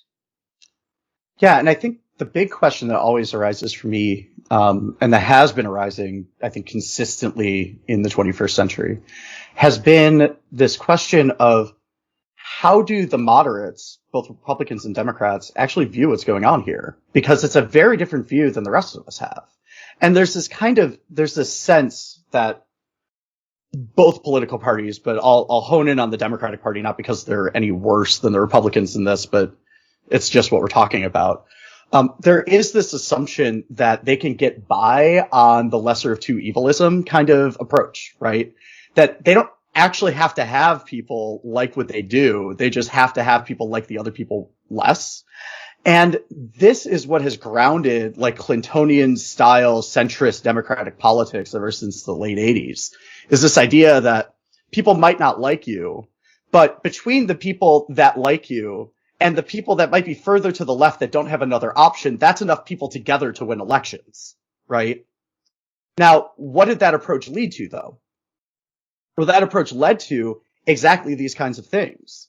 And over that period of time, since the late 80s, we have watched the sort of ferocity of social resistance increase at a pretty steady clip ever since sort of, like 88, 89. I mean, we have LA, we have the Million Man March after that. We have like Seattle and like the globalization movement, the anti-war movement, so on, so on, so on. And the period of time between these cycles of resistance keeps getting smaller and smaller and smaller. And the severity of the actual fighting gets more and more and more intense. All of that has happened mostly in a circumstance which, for Trump's rhetoric and racism aside, most of the actual policies he pushed through Congress, which there weren't very many, weren't actually all that entirely different. When it comes to things like tax breaks, or when it comes to things like how they were going to like allocate money for the military. Sure, they might prioritize tax breaks slightly differently, but in reality, they were kind of continuing a trend which had been going on ever since the Reagan administration. And so the result of that, though, has been this constant dashing of hopes. This sort of constantly rolling counterinsurgency in which moderates try and convince us that they're the best we can do. And where they then, when they win that argument, do the thing that they literally said they were going to do, only to have it completely fail. And in a lot of ways, the uprising in 2020 was directly a result of that. That it was the failures of the attempts before that to quash the resistance against the police that kind of collapsed into reformism. Is the failure of those reforms that created a condition in which there was no other way out of the situation except openly fighting in the streets. And that was absolutely the result of this kind of moderate democratic counterinsurgency that sort of rolls constantly now. We have another model for this. And that model's Lyndon Johnson. And we can see what happened with Lyndon Johnson when he engaged in convincing, radicals that were on the streets to engage in compromise after compromise after compromise after compromise. Well, eventually the rioting got more and more and more and more and more intense. Politics got more and more and more radicalized, and the Democrats lost power. They lost power to Nixon. And then we had Nixon. And then that was the beginning of the delegitimization of the American state, right? That was a result, to a large degree, of Democratic Party counterinsurgency. And so what we're watching this counterinsurgency kind of occur on two different levels right now. There is this rhetorical level where people like Biden are like, oh yeah, we'll lower the prison population. You have all these, supposed quote unquote leftists in Congress, right? Who are like, yeah, we don't agree with Joe Biden. We want to really actually lower the prison population. Then they don't do anything about it. They just sit there and complain and have pointless protests on the steps of the Capitol. This whole structure, of counterinsurgency is a thing which, operates on this level of co-opting or recuperating resistance, but now is also operating on this level of increasing the prison population and increasing counterterrorism powers that are happening all simultaneously, right? That's only not what they promised. It's exactly the opposite of what they promised. And it's the opposite of what they promised in such a way that it bears really, really, really close resemblance to things that happened under the Bush administration that most of the same people that are supporting the Biden administration were furious about when it happened, right? The reality is we can't trust liberals. We never were able to. We never will be able to. Because at the end of the day, liberalism is grounded in attaining political power over our lives. And therefore, it always necessarily involves a level of suppressing resistance and suppressing difference, and therefore engaging in counterinsurgency perpetually all the time. One question that comes to my mind is that how do we engage with this kind of reality? Like, what does the movement do? Especially at a time when it seems like a lot of the left has predictably spin itself on, we were going to hold Biden's feet to the fire and push him to the left. And obviously that didn't happen. I mean, we're seeing that on all fronts, whether it's, ecological or, with everything we've been talking about. So what does the movement do with this information? And also, how do we, point out to people like, look, not only have things stayed the same, but in some aspects they've gotten worse. I mean, I think that this is one of these times where focusing on the fights to come makes a lot of sense. Like, things right now are, conditions on the ground are not particularly beneficial for trying to mobilize large amounts of people out in the streets. Nor do I know if that's in fact the right form of engagement at the moment.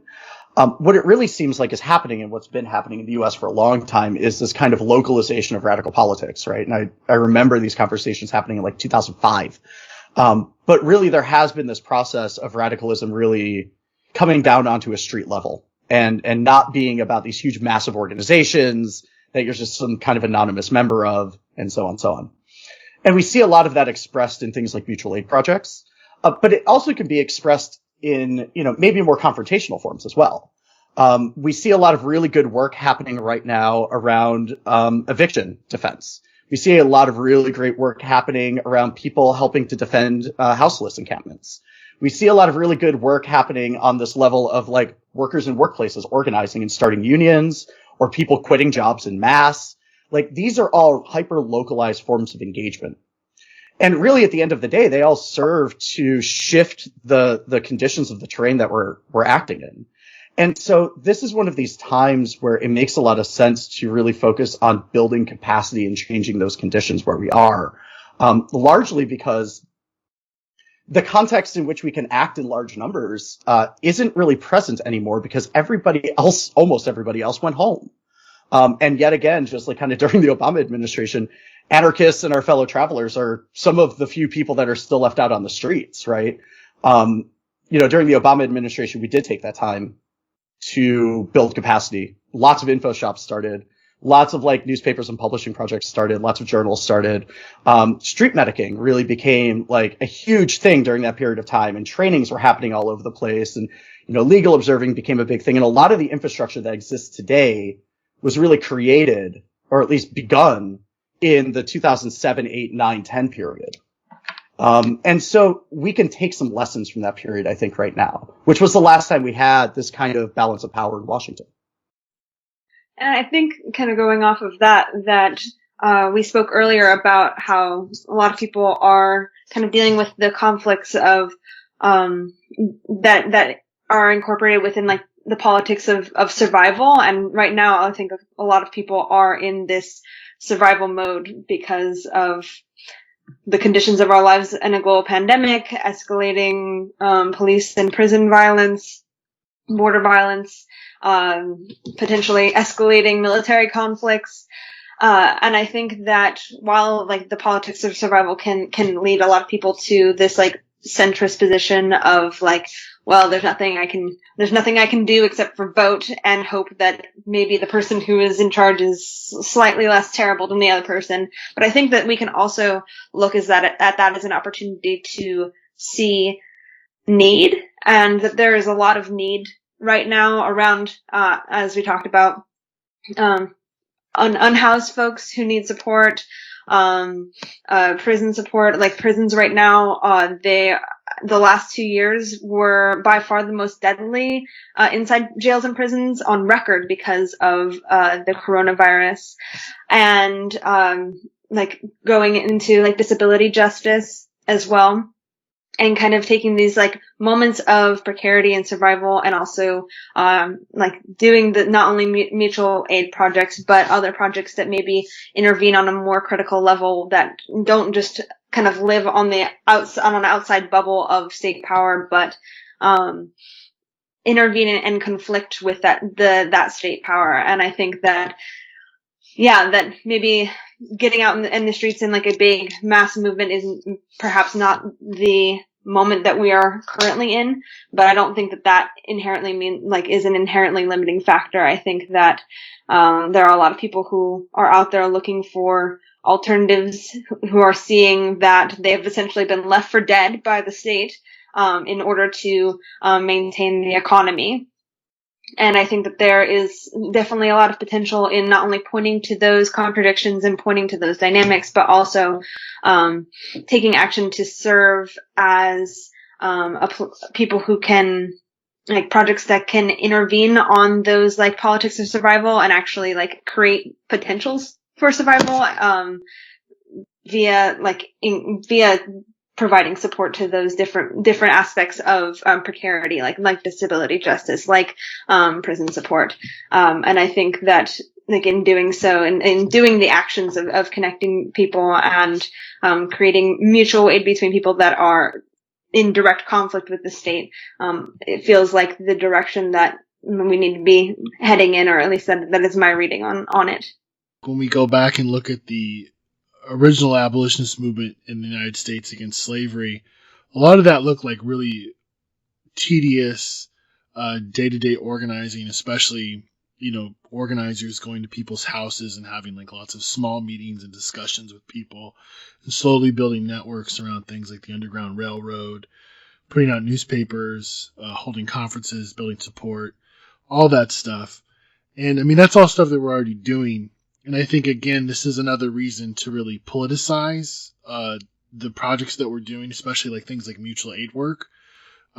This is, you see a lot of groups now doing stuff outside of jails, doing support and doing outtake. On this podcast, you'll hear an interview with somebody from Oakland Liberation and Solidarity. That's one of the things that their group does, is they go out with food and they offer rides and they talk to people and they build relationships with folks. So when things pop off, there's right now as we speak, there's a hunger strike going on inside the jail that they do support outside of, they have a network of people that they can work with. And I think that's a really awesome kind of model, and groups across the U.S. are kind of utilizing that model. And I think that that's something that we should really think about, as so many of us are doing kind of like mutual aid programs, is how do we take these broader conversations we're having right now and basically put that into the work that we're doing day to day with mutual aid and sort of like, as you said, like these kind of like survival programs. And also too, like as somebody already mentioned, as we kind of like go back to like local organizing, again, building capacity around these struggles, like for instance, the hunger strike at the Santa Rita jail, which is in the Bay Area. How do we build support around this stuff? How do we also bring in sort of these broader critiques about what's going on into these local struggles and use that as a way to really kind of shift the consciousness and understanding of people in a certain direction? And I think by doing that, if we do it on a broad enough scale across the country, when things pop off again, things will have shifted even more. Okay, before we sign off, we want to thank again our special guest for coming on. Tell us your Twitter account that people can follow. We really appreciate you coming on, and really encourage people, if you're not following your work, to do that. And also tell us how people can support your Patreon so you can continue to do what you're doing. Well, thanks. Thank you so much for having me on. It's been a pleasure to talk with you all about these subjects. If you want to follow me, you can follow my handle on Twitter, and less active handle on Instagram. It's Butch Anarchy, BUTCH.